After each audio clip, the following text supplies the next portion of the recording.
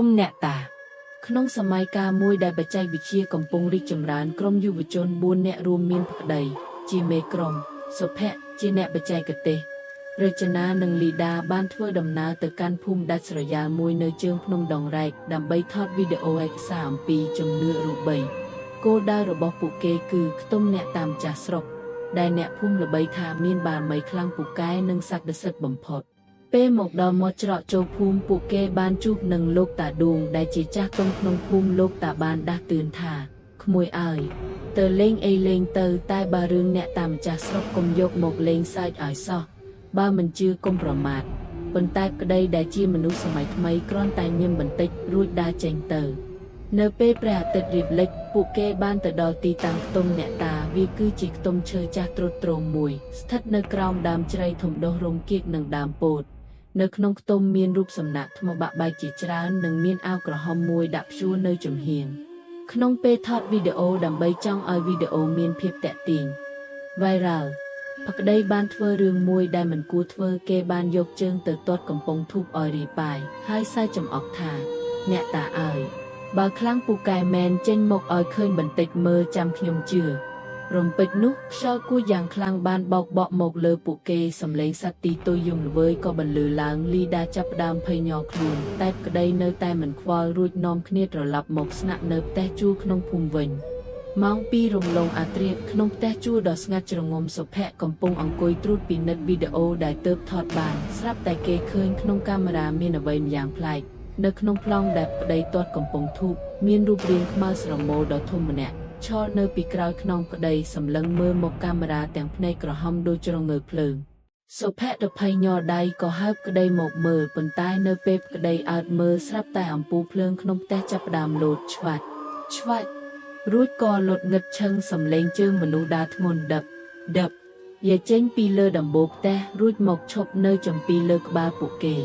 ភ្លាមនោះសំឡេងស្រែករបស់លីដាចេញពីបន្ទប់គេងបានបន្លឺឡើងអ្នកទាំងអស់គ្នាប្រញាប់រត់ទៅមើលឃើញលីដាកំពុងត្រូវបានអ្វីម្យ៉ាងដែលមើលមិនឃើញអូសជើងនាងចេញពីគ្រែឆ្ពោះទៅកាន់មាត់បង្អួចភ្នែករបស់លីដាបើកធំតែគ្មានក្របភ្នែកពណ៌ខ្មៅទេគឺសឹកបុសទាំងអស់នាងចាប់ផ្ដើមនិយាយដោយសំឡេងក្រឡធ្ងន់និងអំណាចពួកហែងជាអ្នកណា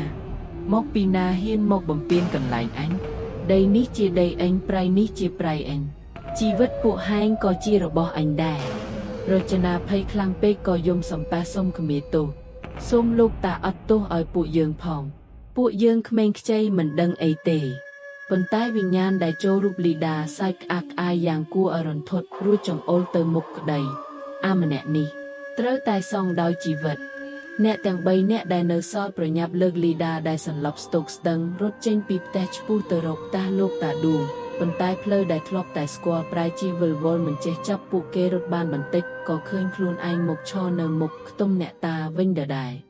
នៅក្រោមដើមជ្រៃធំនោះពួកគេបានឃើញរូបរាងបុរសចំណាស់ម្នាក់ស្លៀកសំពត់ចងក្បិនពណ៌ក្រហមគ្មានអាវខ្លួនប្រានខ្មៅលោងកំពុងអង្គុយលើខ្នងខ្លាដ៏ធំមួយនោះគឺជាអ្នកតាម្ចាស់ស្រុកលោកតាសម្លឹងមកពួកគេដោយកំហឹងក្តីដឹងខ្លួនខុសក៏លុតជង្គង់សំពះរហូតដល់ក្បាលបោកនឹងដីឈាមហូរស្រោចមុខក្នុងពេលដ៏អាសន្នលោកតាឌួងបានបង្ហាញខ្លួនជាមួយទឹកមិននិងខ្សែអំបោះចុងដៃលោកតាបានសូត្រធម៌រងាប់កំហឹងអ្នកតានិងសុំការអភ័យទោសជូក្មេងលោកតាឌួងខ្សឹបប្រាប់ភក្តីថាក្មួយអើយប្រញាប់លុតជង្គង់សុំទោសលោកតាម្ចាស់ស្រុកភ្លាមសន្យានឹងលោកតាថាក្មួយនឹងមិនធ្វើរឿងអសិលធម៌បែបនេះទៀតទេបន្ទាប់ពីប្តីធ្វើការសុំទោសដោយស្មោះអស់ពីដួងចិត្តស្រាប់តែមានខ្យល់ត្រជាក់មួយបក់កាត់រួចភាពងឹតក៏ចាប់ផ្ដើមរលាយបាត់ទៅវិញ្ញាណអ្នកតាបានយល់ព្រមដោះលែងជីវិតពួកគេប៉ុន្តែបានទុកស្នាមមេដៃខ្មៅមួយនៅលើស្មារបស់ប្តីដើម្បីជាការរំលឹកគុំឲ្យភ្លេចខ្លួនម្ដងទៀតព្រឹកព្រលឹមឡើងក្រុមយុវជនទាំង4នាក់បានចាក់ចេញពីភូមិទាំងភ័យខ្លាចបំផុតប្តីបានលុបវីដេអូទាំងអស់ដែលគេបានថតគេបានយល់ច្បាស់ថាពិភពលោកនេះមិនមែនមានតែអ្វីដែលយើងអាចមើលឃើញនឹងភ្នែកនោះទេរហូតមកដល់សប្តាហ៍ថ្ងៃជារៀងរាល់ថ្ងៃសេលក្តីតែងតែធ្វើចង្ហាន់ទៅវត្តនិងឧទ្ទិសកុសលជូនដល់បារមីអ្នកតាម្ចាស់ស្រុកជានិច្ចដើម្បីជាការគោរពនិងដឹងគុណដែលបានរក្សាជីវិតគេមកដល់សប្តាហ៍ថ្ងៃ